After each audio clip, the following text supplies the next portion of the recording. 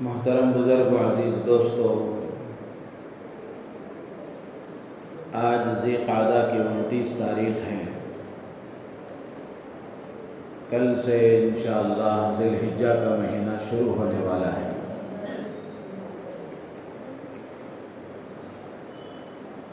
ذی قعدہ کا مہینہ ہو یا ذی الحجہ کا مہینہ ہو یا پھر اس کے بعد آنے والا محرم کا مہینہ ہو، یہ 3 مہینے، اسی طرح شعبان سے پہلے آنے والا مہینہ رجب المرجب، یہ 4 مہینے اللہ کے ہاں بڑے احترام والے ہیں۔ قرآن پاک میں اللہ تبارک و تعالی ارشاد فرماتے ہیں، ان عدت الشہور عند اللہ 12 شہرا فی کتاب اللہ یوم خلق السماوات والارض، جس دن سے اللہ نے آسمانوں اور زمینوں کو پیدا فرمایا، اس وقت سے اللہ کے یہاں سال کے مہینوں کی گنتی 12 ہے، یعنی روز اول سے سال کے 12 مہینے اللہ نے طے فرمائے۔ منہا 4 حرم، ان میں سے 4 مہینے قابل احترام ہیں۔ یہ 4 مہینے وہ ہیں جن کو اللہ تبارک و تعالی نے روز اول سے عزت، احترام، اکرام، تعظیم اور بلند مقام اللہ نے ان کو عطا فرمایا ہے۔ اسی لیے حضرت آدم علیہ السلام سے لے کر ہم سب کے محسن آقا امام الانبیاء حضرت محمد الرسول اللہ صلی اللہ تعالی علیہ وسلم تک سارے نبیوں کی شریعتوں میں اور ساری قوموں کے نزدیک یہ 4 مہینے قابل احترام تھے، حتیٰ کہ زمانے جاہلیت میں سرکار دو عالم صلی اللہ علیہ وسلم کے دنیا میں تشریف لانے سے پہلے جہالت کا جیسا دورہ تھا، جاہلیت کا زمانہ جس کو کہا جاتا ہے، اس میں بھی مکے کے کفار و مشرکین ان مہینوں کا احترام کرتے تھے۔ تو اس سے اندازہ لگائیں کہ یہ مہینے کتنے قابل احترام ہیں اور کتنے عزت و احترام والے ہیں، اس لیے کہ ان کا احترام، ان کی عزت، ان کا اکرام، اس کی نسبت اللہ کی طرف ہے۔ اللہ نے ان کو قابل احترام بنایا ہے، اللہ نے ان کو قابل اکرام بنایا ہے۔ تو ان میں سے ایک مہینہ آج مکمل ہوگا جس کو ذو القعدہ کہتے ہیں۔ گزشتہ جمعوں میں ذو القعدہ اس کو کیوں کہا جاتا ہے اور اس کی کیا اہمیت ہے، اس سے متعلق بھی کچھ بات عرض کی گئی ہے۔ کل سے جو مہینہ شروع ہوگا جس کو ذو الحجہ یا ذی الحجہ کہا جاتا ہے، یہ عربی کا لفظ ہے۔ ذو الحجہ 2 لفظ ہیں اس میں، ایک ہے ذو اور ایک ہے الحجہ۔ عربی میں ذو کے معنی آتے ہیں والا اور الحجہ کا معنی ہے حج۔ تو ذو الحجہ کا معنی حج والا مہینہ، یعنی وہ مہینہ جس میں حج کا فریضہ ادا کیا جاتا ہے، وہ مہینہ جس میں حجاج کرام اپنا حج کا فریضہ ادا کرتے ہیں، حج کے ارکان ادا کیے جاتے ہیں۔ تو اس مہینے کی عظمت کے لیے اور اس کی فضیلت کو سمجھنے کے لیے ایک بات تو یہ ہے کہ یہ ان 4 مہینوں میں سے ایک مہینہ ہے جن کو اللہ نے قابل احترام قرار دیا ہے۔ قرآن میں وہ 4 مہینوں کے نام ذکر نہیں کیے گئے، بلکہ حدیث میں اللہ کے نبی علیہ السلام نے ان 4 مہینوں کے نام ذکر فرمائے۔ اسی لیے کہتے ہیں، بارہا میں نے یہ بات عرض کی ہے کہ کوئی آدمی قرآن کو حدیث کے بغیر سمجھنا چاہے وہ قیامت کی صبح تک نہیں سمجھ سکتا ہوں، اس لیے کہ جتنی احادیث ہیں وہ قرآن پاک کی تشریحات ہیں اور اللہ کی منشا کو بتانے والی ہیں کہ اللہ تعالیٰ اپنے بندوں سے کیا چاہتے ہیں۔ اور قرآن پاک میں اللہ تبارک و تعالیٰ نے حضور اکرم صلی اللہ علیہ وسلم کے بارے میں فرمایا کہ نبی جی قرآن ہم آپ پر اس لیے نازل کر رہے ہیں تاکہ آپ لوگوں کے سامنے اس کو کھول کھول کر بیان کریں، اس کی وضاحت کریں، اس کی تفسیر کریں، اس کی تشریح کریں۔ وَأَنزَلْنَا إِلَيْكَ الذِّكْرَ لِتُبَيِّنَ لِلنَّاسِ مَا نُزِّلَ إِلَيْهِمْ کہ جو باتیں قرآن کی شکل میں، وحی الہی کی شکل میں، وحی مطلوع کی شکل میں آپ پر نازل کی جا رہی ہیں، جبرائیل امین جس کو لا کر آپ کے سامنے پیش کر رہے ہیں، اس کی وضاحت یہ آپ کا فریضہ ہے، آپ کی ذمہ داری ہے۔ تو قرآن پاک میں اللہ نے فرمایا کہ 4 مہینے قابل احترام ہیں۔ یہ کون سے مہینے ہیں؟ حدیث میں اللہ کے نبی نے اس کو بیان فرمایا، السنۃ 12 شہرا منها 4 حرم 3 متوالیات ذو القعدۃ وذو الحجۃ والمحرم ورجب مضر الذي بین جمادی وشعبان۔ اللہ کے نبی علیہ السلام فرماتے ہیں کہ سال کے 12 مہینے ہیں، ان میں سے 4 قابل احترام ہیں، ایک ذو القعدہ ہے، دوسرا ذو الحجہ ہے، تیسرا محرم کا مہینہ ہے، اور چوتھا مہینہ ورجب مضر الذي بین جمادی وشعبان، رجب کا مہینہ ہے جو جمادی الاخری کے بعد اور شعبان المعظم سے پہلے آتا ہے۔ تو یہ 4 مہینے قابل احترام ہیں۔ درمیان میں جو بات میں نے عرض کی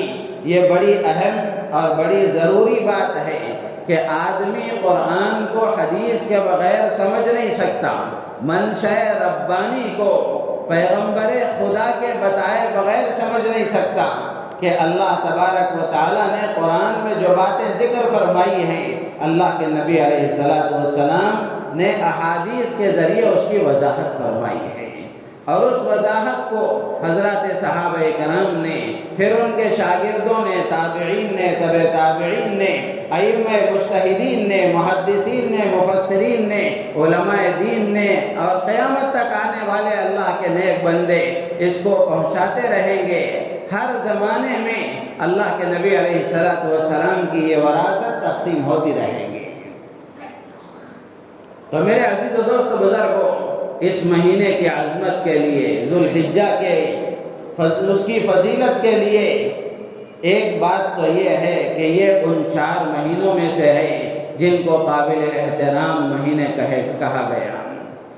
اور دوسری بات اس کے نام سے ظاہر ہے کہ یہ حج والا مہینہ ہے، ایسا مبارک مہینہ ہے جس میں حج کا فریضہ ادا کیا جاتا ہے۔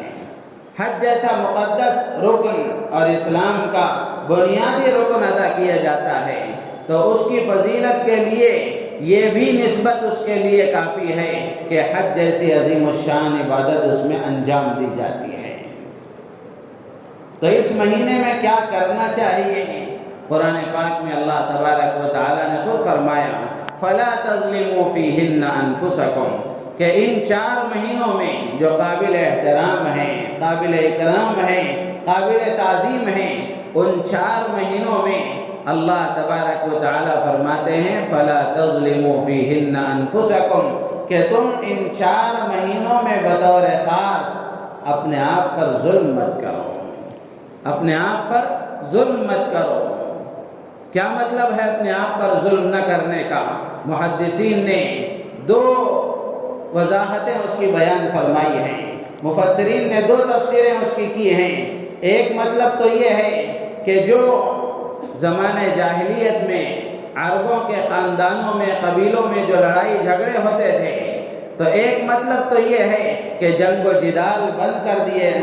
دیا جائے، قتل و قتال کو بند کر دیا جائے، لڑائی جھگڑے بند کر دیے جائیں۔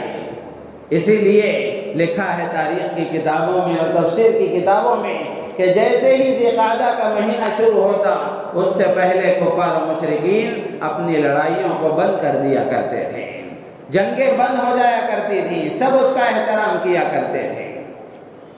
دوسرا مطلب یہ ہے کہ فَلَا تَظْلِمُوا فِيهِنَّ أَنفُسَكُمْ کہ اللہ تبارک و تعالیٰ یہ کہتے ہیں کہ ان 4 مہینوں میں بطور خاص میری نافرمانی سے اپنے آپ کو دور رکھو، گناہوں سے اپنے آپ کو بچاؤ، نافرمانی کے ارتکاب سے اپنے آپ کو دور رکھو، اللہ کے حکم کو چھوڑ کر زندگی گزارنے سے اپنے آپ کو دور رکھو، بلکہ اپنے آپ کو اللہ کے احکامات کا پابند بناؤ، نمازوں کا پابند بناؤ، اللہ کے ذکر کا پابند بناؤ،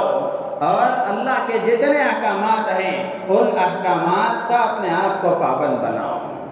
قرآن میں اللہ نے جو تعبیر ارشاد فرمائی ہے اور جو الفاظ اللہ نے ذکر فرمائے ہیں کہ فَلَا تَظْلِمُوا فِيهِنَّ أَنفُسَكُمْ، کہ تم اپنے آپ پر ظلم مت کرو، تو اس میں ایک لطیف اشارہ اس بات کی طرف ہے، اللہ تعالیٰ ایک باریک اشارہ اس بات کی طرف فرماتے ہیں کہ آدمی گناہ کرتا ہے، اللہ کی نافرمانی کرتا ہے تو یہ حقیقت میں اپنے آپ پر ظلم کرتا ہے، اپنے آپ کو گناہ کر کے عذاب کا مستحق بنا رہا ہے، اللہ کی نافرمانی کر کے اللہ کی ناراضگی کو اپنے ہاتھوں مول لے رہا ہے، تو یہ اللہ کی ناراضگی کو اپنے ہاتھوں مول لینا، گناہ کا ارتکاب کرنا، نافرمانی کرنا، دراصل یہ اپنے آپ پر ظلم کرنا ہے۔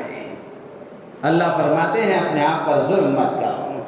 قرآن پاک میں بھی اللہ تعالیٰ نے گنہگار بندوں سے خطاب کر کے جو ارشاد فرمایا، قُلْ يَا عِبَادِيَ الَّذِينَ أَسْرَفُوا عَلَىٰ أَنفُسِهِمْ لَا تَقْنَطُوا مِن رَحْمَةِ اللَّهِ۔ اللہ تعالیٰ نبی کی زبانی کہلواتے ہیں کہ نبی جی ان سے کہہ دیجئے، پھر اس کے بعد اللہ تعالیٰ براہ راست اپنے ان بندوں سے خطاب کرتے ہیں، یا عبادی الذین اسرفوا علی انفسہم، کہ اے میرے وہ بندو جنہوں نے اپنے آپ پر ظلم کیا ہے، جنہوں نے اپنے آپ پر ظلم کیا ہے۔ مفسرین فرماتے ہیں کہ یہاں ظلم کرنے سے مراد اے میرے وہ بندو جنہوں نے میری نافرمانی کی ہے، میرے حکم کو چھوڑ کر زندگی گزارا ہے، عبادتوں کو تم نے چھوڑ دیا، معاملات میں میرے حکم کو پیچھے ڈال دیا، معاشرتی زندگی کے جو احکامات تھے اس کو تم نے عمل میں نہیں لایا، تو اللہ تعالیٰ ایسے بندوں سے خطاب کر کے کہتے ہیں لا تقنطوا من رحمت اللہ، اللہ کی رحمت سے مایوس مت ہو جاؤ، گناہ کر کے تم تھک سکتے ہو، میں معاف کرنے میں تھکتا نہیں ہوں۔ تم گناہ کر کے تھک سکتے ہو، نافرمانی کر کے تھک سکتے ہو، لیکن بندہ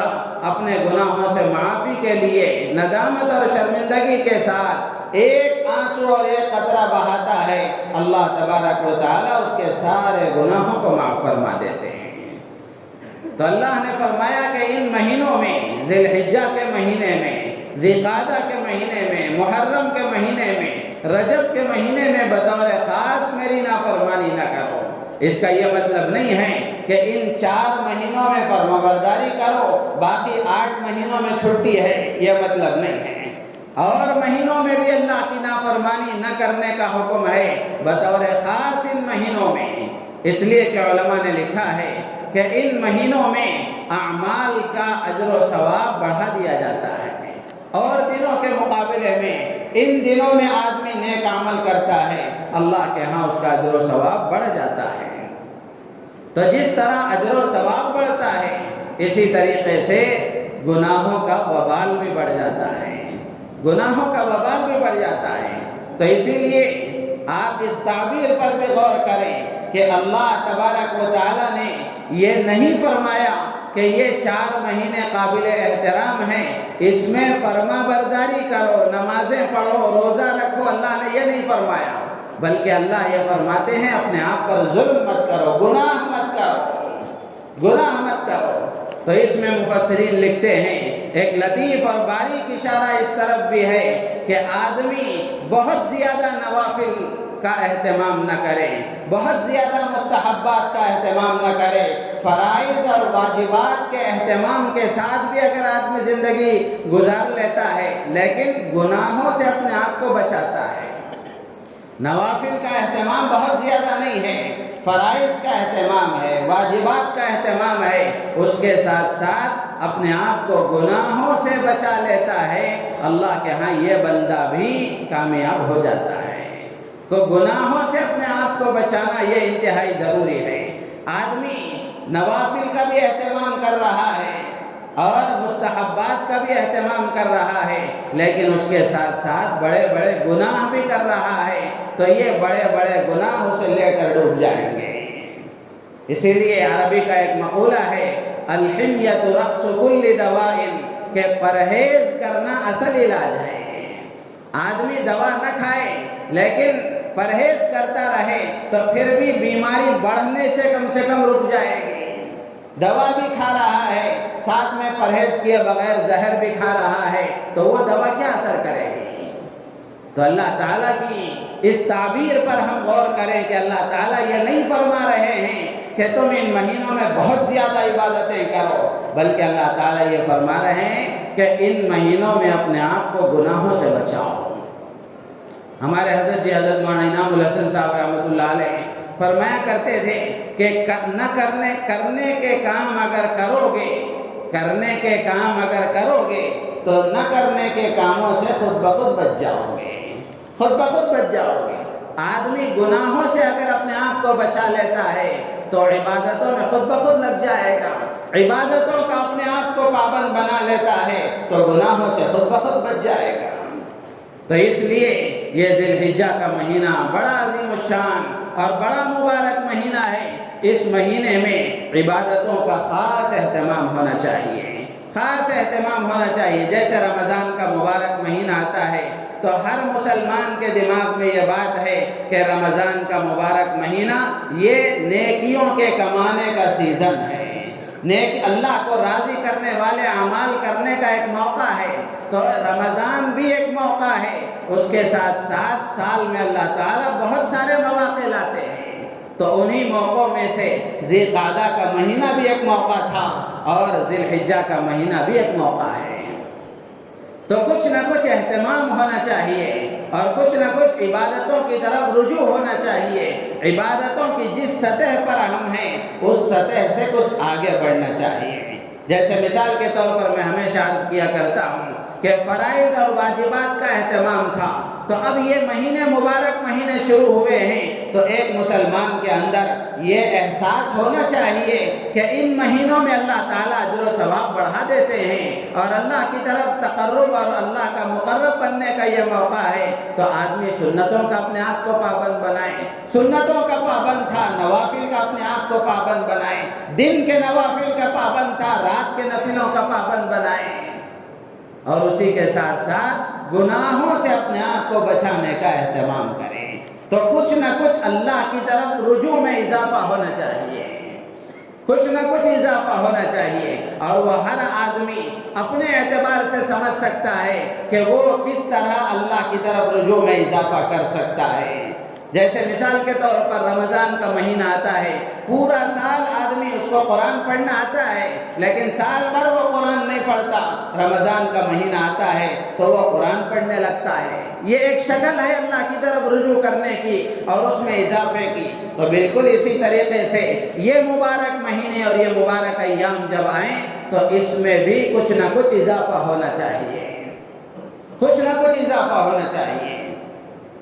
ہمارے اکابر اور مشائخ بزرگان دین، اللہ کے جو نیک بندے اسلاف سلف صالحین جو گزرے ہیں، ان کی زندگیوں کو ہم دیکھیں۔ سلف صالحین میں تابعین میں ایک نمایاں نام ہے حضرت سعید ابن جبیر رحمۃ اللہ علیہ کا۔ ان کے بارے میں آتا ہے کہ جب ذی الحجہ کا مہینہ شروع ہوتا تو ذی الحجہ کے مہینے میں پہلے عشرہ جب شروع ہوتا تو عبادتوں میں اتنی محنت کرتے تھے اور عبادتوں کی مقدار اتنی بڑھ جاتی تھی کہ عام لوگوں کے لیے ان جیسی عبادت کرنا مشکل ہو جاتا تھا۔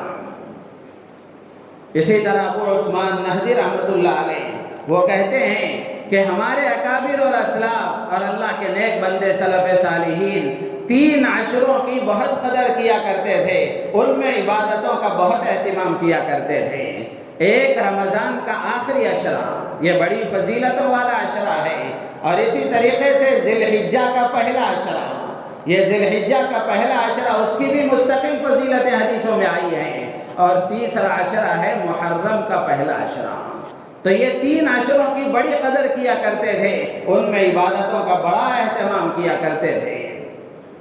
تو اس لیے ذی الحجہ کا پورا مہینہ قابل احترام ہے، پورا مہینہ عبادتوں کا موقع ہے، اور اللہ کی طرف تقرب حاصل کرنے کا اور اللہ کے مقرب بننے کا ایک سیزن ہے، نیکیاں کمانے کا ایک سیزن ہے، پورا مہینہ قابل احترام ہے۔ اس میں سے بھی اس کا پہلا عشرہ یہ اور زیادہ قابل احترام ہے، جیسے رمضان کا پورا مہینہ قابل احترام ہے، اس میں سے بھی آخری عشرہ بہت زیادہ قابل احترام ہے۔ اللہ کے نبی علیہ السلام سال بھر کے مقابلے میں رمضان میں آپ کی عبادتوں کی مقدار بڑھ جایا کرتی تھی، تو کتابوں میں لکھا ہے کہ پورا رمضان عبادتوں میں اللہ کے نبی اضافہ فرماتے تھے، لیکن آخری عشرے میں پہلے 2 عشروں کے مقابلے میں عبادتوں میں اور اضافہ ہو جاتا تھا، اللہ کی طرف رجوع کرنے میں اور اضافہ ہو جاتا تھا، الہا وزاری، مناجات اور دعاؤں میں اور اللہ کی طرف لو لگانے میں اور اضافہ ہو جاتا تھا۔ تو بالکل اسی طریقے سے ذی الحجہ کا یہ جو پہلا عشرہ ہے، یہ پہلا عشرہ بڑا مبارک عشرہ ہے، تو اس سے فائدہ اٹھانا اور اس میں اللہ کی طرف متوجہ ہونے کی کوشش کرنا چاہیے۔ اللہ کے نبی علیہ السلام نے فرمایا افضل ایام الدنیا ایام العشر، کہ دنوں میں سب سے افضل دن اللہ کے نزدیک یہ ذی الحجہ کے عشرے کے پہلے 10 دن ہیں۔ ذی الحجہ کا یہ پہلا عشرہ اللہ کے نزدیک ان ایام کی بڑی قدر ہے، بڑی فضیلت والے دن ہیں۔ ایک اور روایت میں اللہ کے نبی علیہ السلام نے فرمایا کہ نیک عمل کے لیے ان 10 دنوں سے زیادہ اللہ کے ہاں اور کوئی محبوب دن نہیں ہے، اور کوئی محبوب ایام نہیں ہے، یعنی ان 10 دنوں میں عبادت کرنا اللہ تبارک و تعالیٰ کو بہت پسند ہے۔ ایک اور روایت میں اللہ کے نبی علیہ السلام فرماتے ہیں کہ ان ایام میں عبادت کرنا اللہ کو بہت زیادہ پسند ہے، اور اجر کے اعتبار سے بھی بہت زیادہ اجر دلانے والے یہ ایام ہیں، کہ ان ایام میں عبادتوں کا اجر و ثواب اللہ تعالیٰ بڑھا دیتے ہیں۔ تو اس لیے ان دنوں میں بطور خاص اپنی عبادتوں کی مقدار کو، اپنی عبادتوں کے معیار کو بڑھانے کی کوشش کرنا چاہیے۔ ایک آدمی ہے فرائض کا بھی پابند ہے،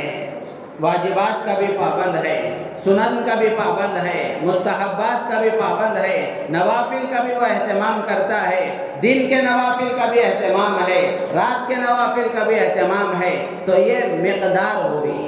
یہ کوانٹیٹی ہوئی، یہ مقدار ہوئی۔ تو جو آدمی مقدار میں آگے ہے، اب ان دنوں میں اس کو چاہیے کہ وہ اپنا معیار بلند کرنے کی کوشش کرے، اپنی کوالٹی مضبوط کرنے کی کوشش کرے، کہ جتنے توجہ کے ساتھ وہ اب عبادتیں کر رہا ہے، اپنی توجہ میں اور اپنی اللہ کی طرف لو لگانے میں وہ اور اضافہ کرے۔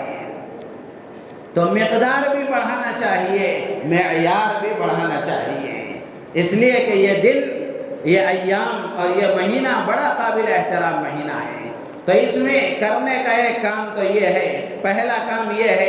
اللہ کے نبی علیہ السلام نے حدیث میں فرمایا کہ جو آدمی قربانی کرنے کا ارادہ رکھتا ہے، چاہے اس پر واجب ہو یا واجب نہ ہو، بہت سارے آدمی ان پر قربانی واجب نہیں ہوتی، لیکن پھر بھی وہ ثواب حاصل کرنے کے لیے، اللہ کی رضا کے لیے قربانی کرتے ہیں، تو بہت مبارک عمل ہے۔ تو اللہ کے نبی فرماتے ہیں کہ جو قربانی کرنے کا ارادہ رکھتا ہے، اس کو چاہیے کہ ذی الحجہ کا چاند نظر آنے کے بعد میں اپنی قربانی کا جانور ذبح کرنے تک اپنے ناخن اور بال نہ کاٹے۔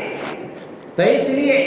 آج شام میں انشاءاللہ ذی الحجہ کا چاند نظر آ جائے گا، تو اس سے پہلے اپنے جسم کے غیر ضروری بال اور ناخن وغیرہ کو تراش لینا چاہیے، کہ جو قربانی کا ارادہ رکھتے ہیں۔ اس سے آگے بڑھ کر علماء نے لکھا ہے کہ جو قربانی نہیں بھی کر رہے ہیں، اگر وہ بھی قربانی کرنے والوں کی مشابہت اختیار کرتے ہوئے اگر وہ بھی اس عمل کا اہتمام کریں، اللہ کی ذات سے امید ہے کہ وہ بھی ثواب سے محروم نہیں رہیں گے، وہ بھی ثواب سے محروم نہیں رہیں گے۔ تو اس لیے ایک کام تو یہ کرنے کا ہے کہ آج غروب آفتاب سے پہلے مغرب سے پہلے آدمی اس کام سے فارغ ہو جائے، اپنے جسم کے غیر ضروری بال اور ناخن وغیرہ کو تراش کر فارغ ہو جائے، تاکہ پھر جب اللہ کے نبی علیہ السلام نے فرمایا کہ جانور کے ذبح کرنے تک، قربانی کرنے تک آدمی پھر اپنے بالوں کو ہاتھ نہ لگائے، اپنے ناخن کو نہ کاٹے، تو ایک کام یہ کرنا ہے۔ دوسرا کام یہ ہے، اللہ کے نبی علیہ السلام نے فرمایا کوئی خاص عبادتیں نہیں ہیں، کوئی خاص عبادتیں نہیں ہیں، بلکہ آدمی کو تمام عبادتوں کا اہتمام کرنا چاہیے۔ نمازوں کا اہتمام ہو، 4 نمازوں کا اہتمام تھا، 5ویں نماز کا اہتمام نہیں ہے۔ اب اللہ کے نزدیک یہ ایام قابل احترام ہیں اور اللہ کے نزدیک ان کا بڑا مقام ہے، تو اب ہر مسلمان کے اندر یہ جذبہ پیدا ہو، جیسے رمضان میں فجر کی نماز کا اہتمام تھا، ایسے ہم اگر اللہ کے سامنے ارادہ کر لیں اور مضبوط نیت کر لیں، اللہ تعالیٰ آسان کر دیں گے۔ تو اس لیے نمازوں کا اہتمام ہو اور قرآن کی تلاوت کا اہتمام ہو، روزوں کا اہتمام ہو، نفل روزوں کا اہتمام ہو۔ نوافل اگر نفل روزوں کا بھی ہم اہتمام کریں، اس کا بھی اجر و ثواب اللہ تعالیٰ کے یہاں بہت بڑھ جاتا ہے۔ اور ذی الحجہ کے یہ ابتدائی 10 دن کی جو راتیں ہیں، ان 10 راتوں کی تو اللہ تعالیٰ نے قرآن میں قسم کھائی ہے، والفجر ولیال عشر، قسم ہے فجر کی اور قسم ہے 10 راتوں کی۔ مفسرین نے لکھا ہے کہ یہاں 10 راتوں سے مراد ذی الحجہ کے پہلے عشرے کی 10 راتیں ہیں، کہ ان 10 راتوں کی اللہ نے قسم کھائی ہے۔ اور اللہ تعالیٰ قسم کھاتے ہیں تو اللہ تعالیٰ بندوں کو یہ بتانا چاہتے ہیں کہ یہ 10 راتیں بڑی قابل احترام ہیں، اللہ کے نزدیک ان کا بڑا مقام ہے۔ حدیث میں اللہ کے نبی نے فرمایا قیام کل لیلۃ منہا بقیام لیلۃ القدر، کہ ان 10 راتوں میں عبادت کرنا شب قدر میں عبادت کرنے کے برابر ہے۔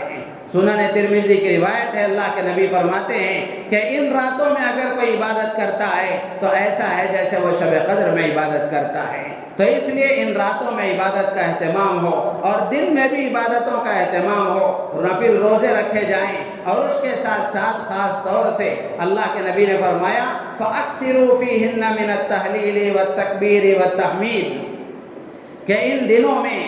خاص طور سے اللہ کی بڑائی خوب بیان کی جائے، اللہ کا ذکر کیا جائے، خاص طور سے سبحان اللہ، الحمدللہ، اللہ اکبر، لا الہ الا اللہ۔ تو اس طرح کے جو اللہ کی بڑائی بیان کرنے والے جملے ہیں اور اللہ کا ذکر کرنے والے جملے ہیں، ان کا خاص اہتمام ہونا چاہیے۔ ویسے 9 ذی الحجہ سے لے کر عرفے کے دن کی فجر سے لے کر 13 ذی الحجہ کی عصر تک وہ تکبیرات تشریق کا جو اہتمام ہوتا ہے وہ اپنی جگہ ہے۔ اس کے علاوہ یہ ان 10 دنوں میں بطور خاص یا پورے مہینے میں اس کا اہتمام ہو، اللہ کی بڑائی جب آدمی بیان کرے اس میں کیا حرج ہے۔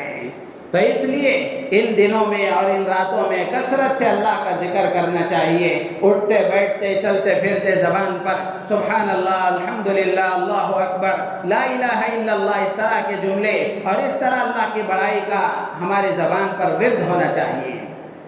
حضرت ابو ہریرہ اور حضرت ابن عمر رضی اللہ تعالیٰ عنہ کے بارے میں آتا ہے کہ جب یہ ذی الحجہ کا مہینہ شروع ہوتا تو یہ ذی الحجہ کے پہلے 10 دنوں میں بازاروں میں جاتے تھے اور زور زور سے یہ تکبیر کہا کرتے تھے، لوگ بھی ان کی تکبیر سن کر لوگ بھی تکبیر کہا کرتے تھے۔ اب آپ جا کر زور زور سے نہ کہیں، خود اپنے گھر میں زور زور سے پڑھتے رہیں اور خود بھی اس کا اہتمام کرتے رہیں اور ہر ملنے جلنے والے کو بھی آپ اس کی ترغیب دیتے رہیں، تو انشاءاللہ العزیز اللہ کی بڑائی جتنی بیان کی جائے گی یہ اللہ کو بہت پسند ہے۔ اور یہ سبحان اللہ، الحمدللہ، یہ جو تسبیحات ہیں ان کے فضائل مستقل حدیث کی کتابوں میں ہیں، مستقل حدیث کی کتابوں میں ہیں۔ اللہ کے نبی علیہ السلام نے ان تسبیحات کے بارے میں فرمایا کہ یہ تسبیحات آدمی کو جہنم سے بچانے والی ہیں، جنت میں لے جانے والی ہیں، اور اس سے ملنے والا جو اجر و ثواب ہے اور اس کی جو نیکیاں ہیں یہ ہمیشہ باقی رہنے والی ہیں۔ تو اس لیے کثرت سے اللہ کے ذکر کا اہتمام ہو اور اللہ کی بڑائی کو خوب بیان کرنے کا اہتمام کیا جائے۔ اللہ تعالیٰ سے دعا ہے اللہ تعالیٰ ہم سب کو ان باتوں پر عمل کی توفیق عطا فرمائے اور ذی الحجہ کے مہینے کا احترام صحیح طریقے سے کرنے کی اللہ تعالیٰ مجھے آپ کو پوری امت کو توفیق عطا فرمائے، ہماری نیتوں میں اخلاص پیدا فرمائے۔ آمین۔ وآخر دعوانا الحمدللہ رب العالمین۔